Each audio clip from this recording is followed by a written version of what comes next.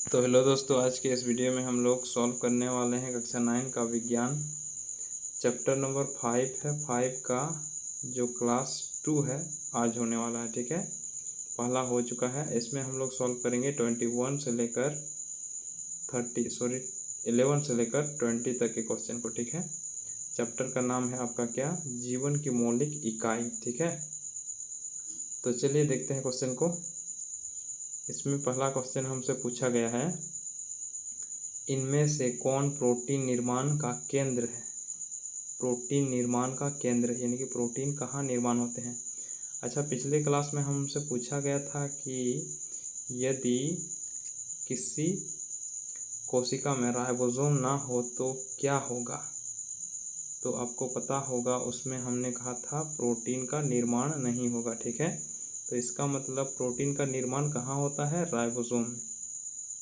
ठीक है, नेक्स्ट देखिए, इसमें कहा गया है पादप कोशिका भित्ति मुख्यतः किससे बने होते हैं, ये हमसे पूछा गया। ठीक है, तो ये सेलुलोज से बने होते हैं। क्या, सेलुलोज। नेक्स्ट, पौधे के जड़ द्वारा जल का अवशोषण किस क्रिया द्वारा होता है। तो किसके द्वारा होता है, प्रासरण। ठीक है, प्रासरण क्रिया द्वारा पौधे में जल का अवशोषण होता है। अब नेक्स्ट देखिए, नेक्स्ट क्या है देख लीजिए, ये वाला।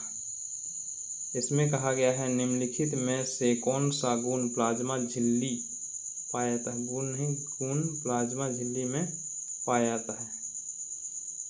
अप्रगम्यता, चयनित या अप्रगम्यता, या फिर पूर्ण प्रगम्यता, या फिर अति प्रगम्यता। तो ये ऑप्शन नंबर बी सही है। ठीक है, चयनित या अर्ध प्रगम्यता, इसलिए इसको कभी क्या बोलते हैं, चयनित, चयनात्मक या फिर अर्ध प्रगम्य झिल्ली बोलते हैं। ठीक है, नेक्स्ट देखिए, जब किसी जीवित कोशिका को अति प्रसारी विलयन में डाला जाता है तो क्या होता है। अति प्रसारी विलयन, अति प्रसारी विलयन का मतलब होता है वैसे विलयन जिसमें कोशिका को डाला गया है वो उसकी सांद्रता बहुत अधिक है। ठीक है, उस प्रकार के विलयन को हम लोग कहेंगे क्या, अति प्रसारी विलयन। और एक होता है समप्रसारी विलयन। समप्रसारी विलयन का मतलब होता है जो विलयन जिस कोशिका को डालते हैं उसमें वो उसकी सांद्रता और विलयन की सांद्रता समान हो। ठीक है, और एक ठो होता है आपका अल्प प्रसारी दाबे विलयन। अल्प प्रसारी विलयन, दाबे विलयन का मतलब होता है जिसमें उसकी सांद्रता बहुत कम है, जिस कोशिका को डाला जा रहा है उसमें उसकी तुलना में। ठीक है, तो इसमें क्या होगा, कोशिका जैसे का तैसे रहेगा, ये समप्रसारी विलयन में रहेगा। ठीक है, कोशिका फूल जाएगा, ये क्या बोले, अल्प प्रसारी दाबे विलयन में होगा। और कोशिका संकुचित हो जाते हैं, ये अति प्रसारी विलयन में होगा। ठीक है, ये वाला ऑप्शन सी। पौधों में गैस का आदान प्रदान किसके द्वारा होता है। तो वो होता है विसरण के द्वारा। नेक्स्ट देख लीजिए, निम्नलिखित कोशिका अंगकों में से किस आत्मघाती थैली कहते हैं। किसको आत्मघाती थैली कहा गया है। तो माइटोकॉन्ड्रिया नहीं होगा, लाइसोसोम, राइबोसोम, अंतःद्रव्य जालिका। तो इसमें देखिए, माइटोकॉन्ड्रिया को हम लोग कहते हैं बिजली का घर। ठीक है, ऊर्जा का घर। लाइसोसोम होगा आपका आत्मघाती थैली। राइबोसोम क्या होता है, ये प्रोटीन का संश्लेषण होता है इसमें।